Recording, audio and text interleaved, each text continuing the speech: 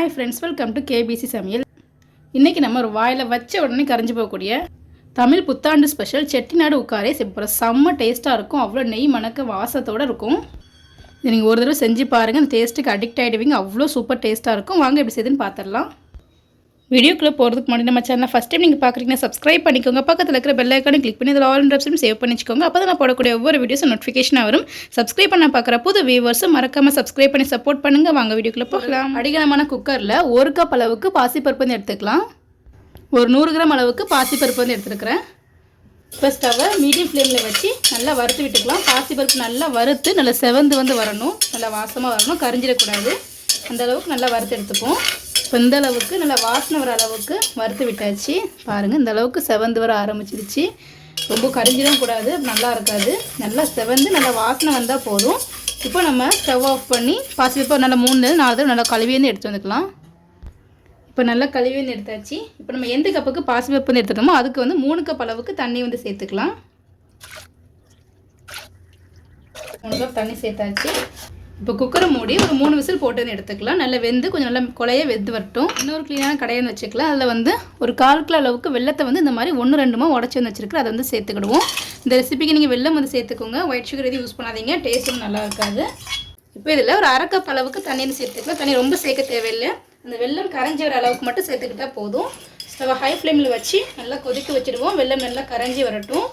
இது வந்து கொஞ்சம் தூசி மணி இருக்கிறதுனால நான் வந்து காய்ச்சி வடிகிட்டு சேர்க்குறேன். இது வந்து கம்பி பதம் எதுவுமே தேவையில்லை. நல்லா கரைஞ்சி வந்தால் மட்டும் போதும். நல்லா கொதிக்க வச்சு எடுத்துக்கிடுவோம். நான் வந்து கொஞ்சமாக செய்கிறனால 1/4 கிலோ அளவுக்கு வந்து எடுத்துருக்கிறேன். நீங்கள் எவ்வளோ ஸ்வீட்ஸ் வந்து செய்கிறீங்களோ அதுக்கு தகுந்த மாதிரி வெள்ளத்தோட அளவுகளை கூட்டியோ குறைச்சி சேர்த்துக்கோங்க. நீங்கள் நல்லா இனிப்பாக சாப்பிடுவீங்க அப்படின்னா இன்னும் கொஞ்சம் எக்ஸ்ட்ரா சேர்த்துக்கோங்க. நான் வந்து ஒரு மைல்டான இனிப்பு சேர்க்கறனால கொஞ்சமாக வந்து சேர்த்துக்கிறேன். நல்லா கொதிக்க வச்சுருவோம். நல்லா கரைஞ்சி வந்து வரட்டும். இப்போ பாருங்கள், வெல்லம் நல்லாவே இந்த அளவுக்கு கரைஞ்சி வந்து வந்துருச்சு. இப்போ நம்ம ஸ்டவ் ஆஃப் பண்ணி வடிகட்டி எடுத்துக்கலாம். இப்போ ஒரு 4 விசில் வந்திருக்கு. ப்ரெஷர் நல்லா தலை ரிலீஸ் ஆகிடுச்சு. இப்போ ஓப்பன் பண்ணி பார்க்கலாம். ப்ரெஷர் நல்லா தலை ரிலீஸ் ஆகிற வரைக்கும் விட்டுருங்க. பாருங்கள், நல்ல இந்த அளவுக்கு நல்ல குலைவாக வந்து வெந்து வந்திருக்கு. அடிப்பிடிக்கல, கொஞ்சம் தண்ணி இருக்குது. தண்ணியை வந்து வடிச்சிட வேண்டாம், தண்ணியோடு வச்சுக்கலாம். லைட்டாக அந்த மாதிரி மசிச்சு விட்டுப்போம். நல்லா இந்த அளவுக்கு நல்லா குலைவாக வேக வச்சு எடுத்துக்கோங்க. முழுசாக இருக்கக்கூடாது. முழுசாக வந்து நல்லா இருக்காது. எந்த அளவுக்கு நல்லா குலைவாக வேகுது அந்த அளவுக்கு டேஸ்ட் ரொம்ப சூப்பராக வந்திருக்கும். நல்லா வாசமாக இருக்குது. இது ஓரமாக இருக்கட்டும். இப்போ செய்ய ஆரம்பிச்சிடலாம்.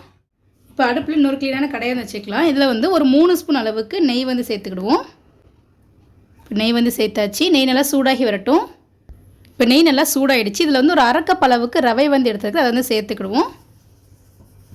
1 கப் அளவுக்கு பாசிப்பருப்புக்கு 1/2 கப் அளவுக்கு ரவை வந்து கரெக்டாக இருக்கும். ஸ்டவ்வை மீடியம் ஃப்ளேமில் வச்சு அந்த நெய்யிலேயே ரவை நல்லா வறுத்து வந்து விட்டுப்போம். நல்லா வாசனை வர அளவுக்கு நல்லா செவந்து வர அளவுக்கு வறுத்து விட்டுக்கலாம். நீங்கள் ஃபுல்லாகவுமே வந்து நெய்யில் வந்து சேர்க்கணும் அப்படின்னா நீங்கள் வந்து பாதி நெய் பாதி வந்து ரீஃபைன் ஆயில் வந்து எடுத்துக்கலாம். வாசனை இல்லாத எந்த ஆயில்னாலும் எடுத்துக்கலாம். நான் ஃபுல்லாகவுமே வந்து நெய்யில் தான் செய்கிறேன். அது நல்ல வாசமாக நல்ல ரிச்சான டேஸ்ட்டில் வந்துருக்கும். நல்லா வறுத்து விட்டுக்கலாம். ரவை வந்து கரிஞ்சிடக்கூடாது. நல்லா செவந்து வந்து வரணும். அந்தளவுக்கு வறுத்து வந்து விட்டுப்போம். ஃபுல்லாகவே நெய்யில் வந்து செய்யும் போது அவ்வளோ வாசமாக வந்து இருக்கும். இப்போது வந்து ஒரு 2 நிமிஷம் கிட்ட ஆயிருக்கு. நல்லா வறுபட ஆரம்பிச்சிருச்சு. வாசமாக இருக்குது. லைட்டாக கலர் சேஞ்ச் ஆகவும் ஆரம்பிச்சிருச்சு. இங்கே நான் ரவையை வந்து நெய்யில் வறுக்கும்போது கம்ப்ளீட்டாக லோ டு மீடியம் ஃப்ளேமில் தான் வச்சு வறுக்கணும். ஹை ஃப்ளேமில் வச்சு வறுக்கக்கூடாது, சட்டுன்னு கரிஞ்சிரும். இப்போ இந்த அளவுக்கு லைட்டாக செவந்து வந்ததுக்கப்புறம் 1 கப் அளவுக்கு துருவன தேங்காய் வந்து எடுத்துக்கலாம். அதை வந்து சேர்த்துக்கிடுவோம். இந்த நெய்யிலேயே வந்து அதையும் சேர்த்து நல்லா வறுத்துக்கலாம். இங்கே தேங்காயுமே இந்த நெய்யில் சேர்த்து வறுக்கும் போது அவ்வளோ வாசமாக வந்துருக்கும். இப்போ தேங்காயும் ரவையும் நெய்யில் நல்லா வந்து வறுபட்டு வரணும். இந்த அளவுக்கு நல்லா வறுத்து விட்டுக்கலாம். ஸ்டவ் நல்லா லோ ஃப்ளேம்லேயே வச்சு வறுத்து விட்டுக்கோங்க. இப்போ இந்த நெய்யிலேயே தேங்காவையும் ரவையும் நல்லா வறுத்தாச்சு. நல்லா செவந்து வரவும் ஆரம்பிச்சிடுச்சு. நல்ல வாசமாக இருக்குது. இந்த அளவுக்கு வறுத்து விட்டால் போதும். ரவையெல்லாம் பாருங்கள், நல்லா உதிரி உதிரியாக முத்து போல இருக்குது. வாசமே அவ்வளோ சூப்பராக வந்துருக்கு.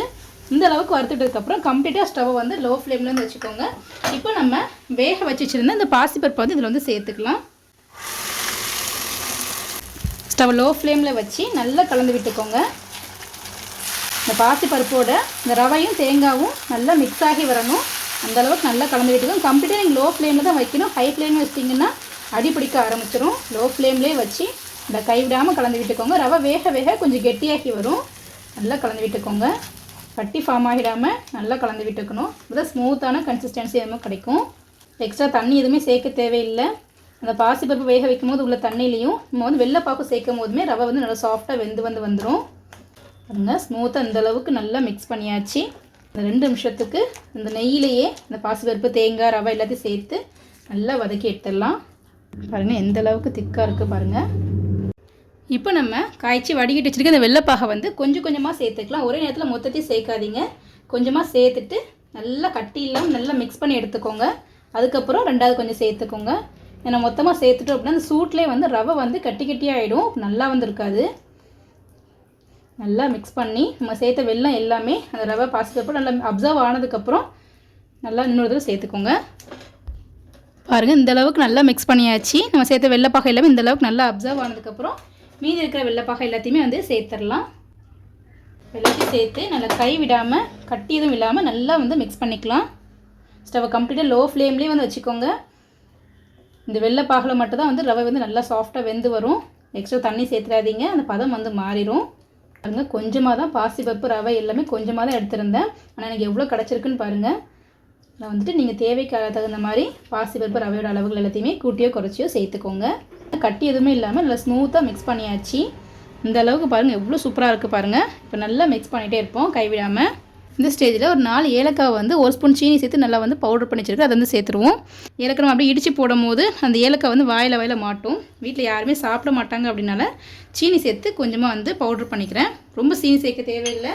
அந்த ஏலக்காய் பவுடர் ஆகிற அளவுக்கு மட்டும் 1 ஸ்பூன் அளவுக்கு தான் சீனி வந்து சேர்த்துருக்கிறேன். நீங்கள் சீனி நிறைய சேர்த்துட்டிங்கன்னா டேஸ்ட் வந்து மாறிடும். நீங்கள் ஏலக்காவை அப்படி ஃப்ரெஷ்ஷாக தட்டி போகிறதாலுமே போட்டுக்கலாம். எங்கள் வீட்டில் யாரும் அப்படி சாப்பிட மாட்டாங்கன்றனால நான் வந்து இந்த மாதிரி பவுடர் பண்ணி வந்து போட்டுக்கிறேன். சீனியோட சேர்த்து நல்லா மிக்ஸ் பண்ணிக்கிறோம். நல்லா கெட்டியாகி வரட்டும். இன்னும் 2 நிமிஷம் கிட்ட ஆயிருக்கு. இந்த அளவுக்கு பாருங்கள் நல்லா திக்காகி வந்துருக்கு. இப்போ இந்த அளவுக்கு வந்ததுக்கப்புறம் ஒரு பிஞ்ச் அளவுக்கு உப்பு வந்து சேர்த்துக்கலாம். உப்பு வந்து சேர்க்கும் போது அந்த இனிப்பு வந்து தூக்கி கொடுக்கும்.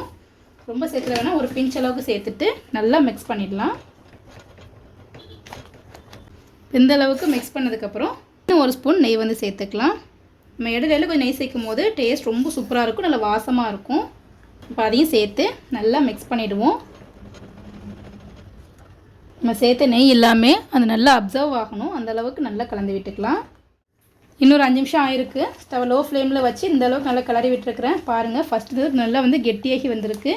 இந்த கெட்டியாகி வந்து நம்ம சேர்த்த நெய் எல்லாமே நல்லா அப்சர்வ் ஆகி நல்லா வாசமானமாக இருக்குது. இந்த அளவுக்கு வந்ததுக்கப்புறம் இன்னும் ஒரு 2 ஸ்பூன் அளவுக்கு நெய் வந்து சேர்த்துக்கலாம். மேடையில் நிறைய நெய் சேர்க்கும் போது அவ்வளோ சூப்பர் வாசமாக இருக்கும், டேஸ்ட்டுமே ரொம்ப சூப்பராக இருக்கும். நான் ஃபஸ்ட்டே சொன்ன மாதிரி உங்களுக்கு ஃபுல்லாக நெய் சேர்க்க முடியல அப்படின்னா பாதி நெய் பாதி எண்ணெய் வந்து சேர்த்துக்கலாம். வாசனை இல்லாத எந்த எண்ணெய் வேணாலும் சேர்த்துக்கலாம். இப்போ அதையும் சேர்த்து நல்லா கலந்து விட்டுப்போம்.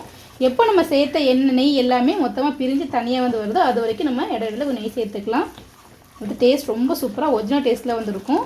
கெட்டியாக டேஸ்ட் அவ்வளோ சூப்பராக வந்துருக்கும். கையில் தெரிச்சிடாமல் மட்டும் கொஞ்சம் கேர்ஃபுல்லாக பார்த்துக்கோங்க. நல்லா கலந்து விட்டுக்கலாம். இன்னும் கொஞ்சம் கெட்டியாகி வரட்டும். இப்போ இன்னொரு 10 நிமிஷம் ஆயிருக்கு. நம்ம சேர்த்த நெய் எல்லாமே நல்லா வந்து பிரிஞ்சு வர ஆரம்பிச்சிருச்சு. பாருங்கள் சைட்லலாம் பார்த்தாலே தெரியும் நெய் நல்லா பிரிஞ்சு வந்துருச்சு. இந்த அளவுக்கு நல்லா கெட்டியாகி வந்திருக்கு. ஒரு கன்சிஸ்டன்சியை பார்த்தாலே தெரியும், நல்லா ஹல்வா பதத்துக்கு வந்திருக்கு. இந்த அளவுக்கு வரணும். எப்போ நம்ம சேர்த்த நெய் எல்லாமே இந்த அளவுக்கு பிரிஞ்சு வந்து வருதோ அதாவது கரெக்டான அளவு பக்குவோம். பாருங்கள் சட்டிலே ஒட்டாத அளவுக்கு எந்த அளவுக்கு சூப்பராக வருது நீங்களே பாருங்கள். இப்போ இந்த அளவுக்கு இருக்கும்போது இப்போ ஸ்டவ் லோ ஃப்ளேமில் வச்சு இது ஓரமாக வந்து வச்சிடலாம். இப்போ அடுப்பில் இன்னொரு சின்ன கடாயை வந்து வச்சுக்கலாம். இதில் வந்து ஒரு 2 ஸ்பூன் அளவுக்கு நெய் வந்து சேர்த்துப்போம். நெய் நல்லா சூடாகி வரட்டும். இப்போ நெய் நல்லா சூடாகிடுச்சு. இதில் வந்து ஒரு 1/2 கப் அளவுக்கு முந்திரி பருப்பு எடுத்துக்கலாம். நான் முந்திரி பருப்பு நிறையவே எடுத்துருக்கிறேன். டேஸ்ட் ரொம்ப சூப்பராக இருக்கும். நீங்கள் எவ்வளோ நேரம் சேர்த்துக்கலாம். ஸ்டவ்வை லோ டு மீடியம் ஃப்ளேமில் வச்சு நல்லா பொன்னிறமாக செவக்கிற அளவுக்கு வறுத்து விட்டுக்கலாம். முந்திரி பருப்பு இந்த அளவுக்கு நல்லா செவந்து வர அளவுக்கு வறுத்தாச்சு. இப்போ நம்ம எடுத்து வந்து வச்சிடலாம். இந்த அளவுக்கு வந்துருச்சு. இன்னுமே நம்ம சேர்த்த நெய் எல்லாமே நல்லா பிரிஞ்சு வந்து வந்திருக்கு. பாருங்கள் இந்த அளவுக்கு பார்த்தாலே தெரியும், நல்லா சூப்பராக கெட்டியாகி வந்திருக்கு. இடையில நல்லா கலந்து விட்டுக்கோங்க, ஆனால் அடி பிடிச்சிரும். இந்த அளவுக்கு நல்லா வந்து வரணும். நம்ம வறுத்து வச்சுருக்கிற அந்த முந்திரி பருப்பு நெய்யோடு வந்து சேர்த்துடலாம். இப்போ அதையும் சேர்த்து மிக்ஸ் பண்ணிவிட்டு நல்லா நெய்யாக சுட சுட சர்வ் பண்ணிடலாம். அவ்வளோ டேஸ்ட்டாக இருக்கும். நல்லா வாயில் வச்ச உடனே கரைஞ்சிரும். நான் வந்து கொஞ்சம் எக்ஸ்ட்ரா நிறைய டேஸ்ட் ரொம்ப சூப்பராக இருக்கணும் அப்படின்றதுக்காண்டி நிறைய நெய் வந்து சேர்த்து செய்கிறேன். நீங்கள் வந்து உங்களுக்கு தேவையான அளவுக்கு நீங்கள் வந்து சேர்த்துக்கோங்க.